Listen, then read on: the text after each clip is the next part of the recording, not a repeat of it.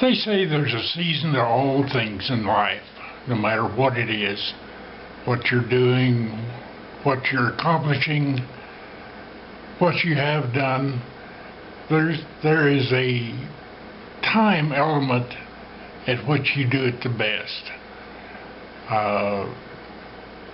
Like myself, my season in motorcycle racing came at an early age. It ceased to be fun. The cost of it went up so fast that I decided to take other routes of ways to enjoy myself as part-time. I soloed in an airplane on my 16th birthday and flew continuously as I could until I got my commercial license, and then I flew for hire as a crop dusting pilot in California for about 3 years. And but that's a miserable life. No matter how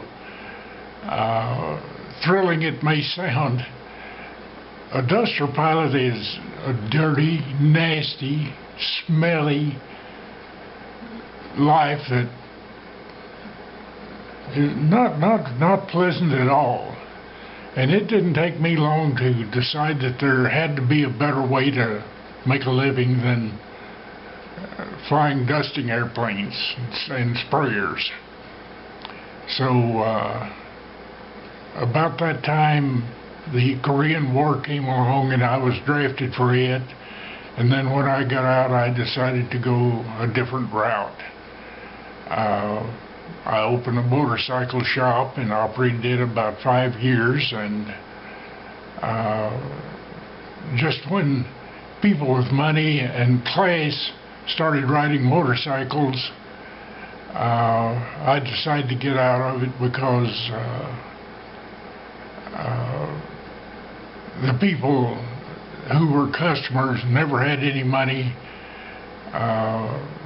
and sales weren't all that good anyway, so I quit the motorcycle business and went to work for Sears, which it's one of those mundane jobs that you do. And there was a saying, you eat beans for 20 years and then you retire and eat steaks the rest of your life with Sears. I worked for Sears for 21 years, and on my 50th birthday they called me in and told me, said, we're in a reconstruction program and your job is ending. And which means you won't have a job. A simple way of putting it, you're fired. But they did have a golden handshake program which helped a lot and everything, but that was an abrupt change in my lifestyle. I had been thinking about moving to Colorado with Sears for several years. I wanted to move to Colorado Springs because there was a glider operation nearby there that flying gliders was my enjoyment, and I also had a commercial pilot's license and a flight instructor rating, and I could incorporate myself into that and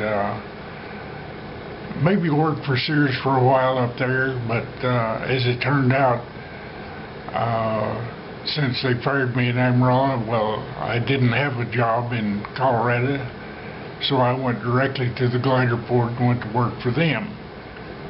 I also built a house while I was in, shortly after I moved there, and started branching out.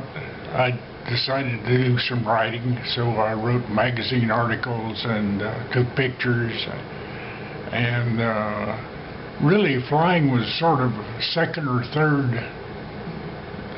activity that I had, but I enjoyed it. So flying tow planes, instructing in gliders, and helping out in the general management of the glider port. And that lasted about 8 years, and taxes on the land there just went out of sight, and they ultimately closed the glider port. So I left there, and I've just done odd things since then. But one of the things that I have done all my life, ever since I was 16 years old, is drive. Now, in flying airplanes, you have to have a certain amount of currency, which I don't mean as money, I mean experience in a given length of time to maintain your license. But to drive a car, once you get that driver's license in your pocket, as long as you renew it on a schedule and pay the tax, you can drive in a car the rest of your life without ever seeing an instruction book or riding with an instructor or anything like that. Once you pass 85 years old, working there where you renew your license can request that you ride with one of their drivers and test your ability. I had mine, I think I was 90 years old when I was renewing my driver's license, and I did the test with them and passed it with flying colors. In fact, the lady said, "I didn't find a thing wrong with what you did." But I've been thinking about it wrong, and living here where we do, I didn't really use a car that much, and it sat out there a lot of times for 2 to 3 weeks without ever being moved.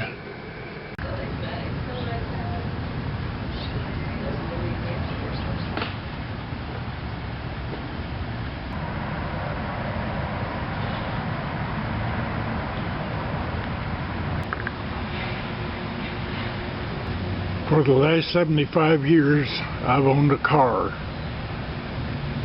When this one leaves tomorrow, I will not own a car now or again.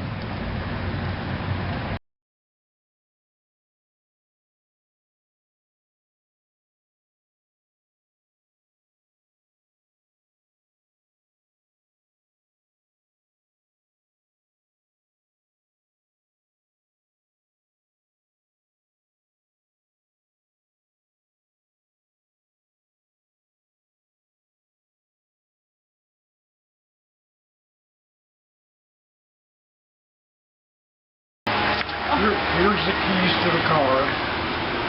That's the second set I've given you keys to. The other one was back when you were 16. Now, one word of warning I should have given you then. If the red light in the dash comes on, it means stop there. It doesn't mean drive faster to get home or something happens. Thank you, Dad. Thank you. I've given you 2 cars now. Okay, all right. I'll take care of this one. Okay. Promise. Okay.